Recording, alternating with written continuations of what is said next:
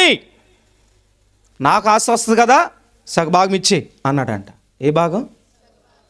అసలు వీడికి ఎక్కడిది ఆస్తి? సంపాదన ఎవరిదే? మళ్ళీ కొంతమంది ఏమన్నా తెలుసా, మరి ఇంతకన్నా అలాంటప్పుడు కన్నావు కాబట్టి భరించు, పంచు ఆస్తి అనేవాళ్ళు ఉండరా? మీరు అందరూ మంచోళ్ళు అనుకోండి పాపం కదా. సరే, అలాంటి వాళ్ళు ఉంటారు. ఆస్తి ఏమో తండ్రిది. అయ్యగారు లార్డ్లాగా వచ్చి నా ఆస్తి నాకు ఇచ్చాయి అన్నాడు.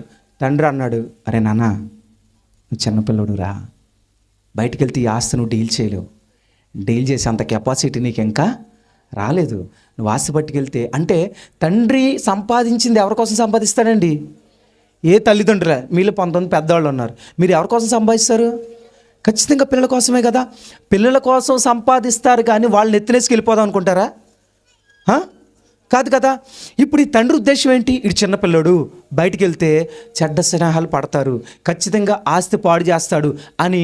అరే వద్దురా నాన్న, ఈ ఆస్తి నువ్వేం చేయలేవు, ఏం చేయలేవు, వెనకాల నుంచి నువ్వు డీల్ చేయలేవు.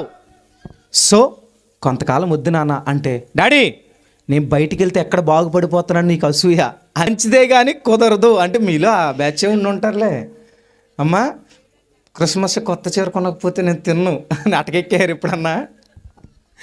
కాబట్టి గుర్తుపెట్టుకోండి, క్రిస్మస్ కొత్త చీర లేకపోయినా పర్లేదు కానీ కొత్త మనసు మాత్రం ఉండాలి. అర్థమైందా? చీరలు కొనేవలేదని భర్తల మీద అలిగేవాళ్ళు, బట్టలు కొనేవలేదని తండ్రి మీద అలిగేవాళ్ళు. ఈ క్రిస్మస్లో గొడవలు అయిపోతే కొన్ని కుటుంబాల్లో న్యూ ఇయర్లకి క్రిస్మస్లకి వేటి కోసం?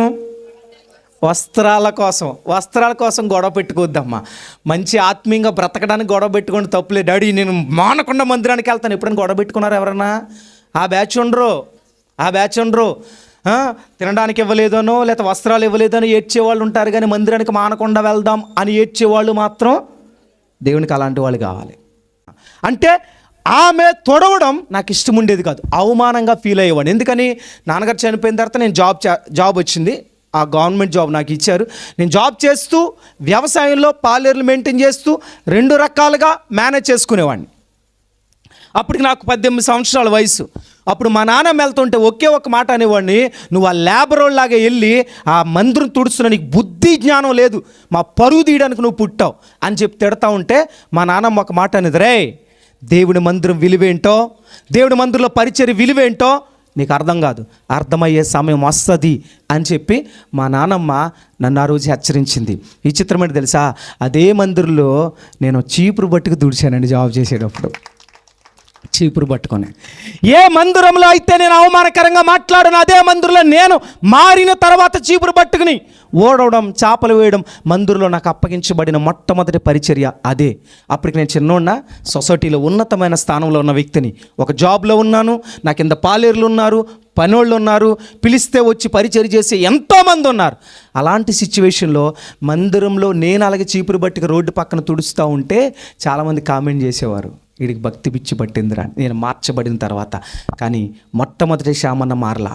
ఈరోజు యవనస్తుల గురించి చెప్తున్నాను కదా.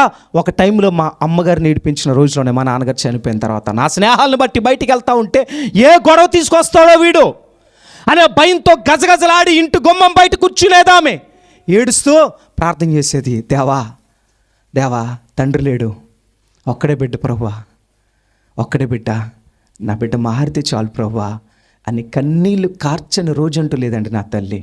యవనకాల్లో చేతి నిండా డబ్బు ఉంది, మంచి పరిస్థితులు ఉన్నాయి, నా ఇష్టం ఎలాగైనా తిరిగేవాడిని, నా ఇష్టం వచ్చినట్టు వెళ్ళిపోయేవాడిని. ఇంకా చెప్పడాలు లేవు, ఎందుకో తెలుసా? తండ్రి లేడుగా, చెప్పేవాళ్ళు లేరు. నాకు నచ్చినట్టుగా బ్రతికేవాడిని. ఏడ్చి ప్రార్థన చేస్తున్న రోజులు నాకు తెలుసు.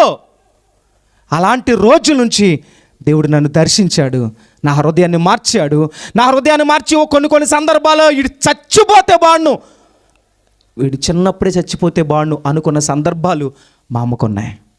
అలాంటి సిచ్యువేషన్ నుంచి దేవుడు మార్చాడు. యవ్వన కాలంలోనే బాగా గుర్తుపెట్టుకోండి, చాలా యవ్వన కాలంలో దేవుడు 20sలో నన్ను రక్షించాడు, దేవుడు మార్గంలో నిలబెట్టాడు, దేవుని సేవలో యవ్వన కాలంలో వాడుకున్నాడు. ఈ రోజున అనేక ప్రాంతాలకు వెళుతున్నప్పుడు మా అమ్మగారి దగ్గరికి వచ్చి, అమ్మ గొప్ప కొడుకుని కన్నావు అమ్మ అనే స్థితికి దేవుడు ఈ దిన సేవకుని నిలబెట్టాడు. ఇప్పుడు మా అమ్మ ఏమంటే తెలుసా? ఒకప్పుడు నీ గురించి ఏడ్చానురా, కానీ ఈరోజు నిన్ను చూసి గర్వంగా ఫీల్ అయ్యే స్థితిలోకి దేవుడు నా కొడుకుని నడిపించాడు.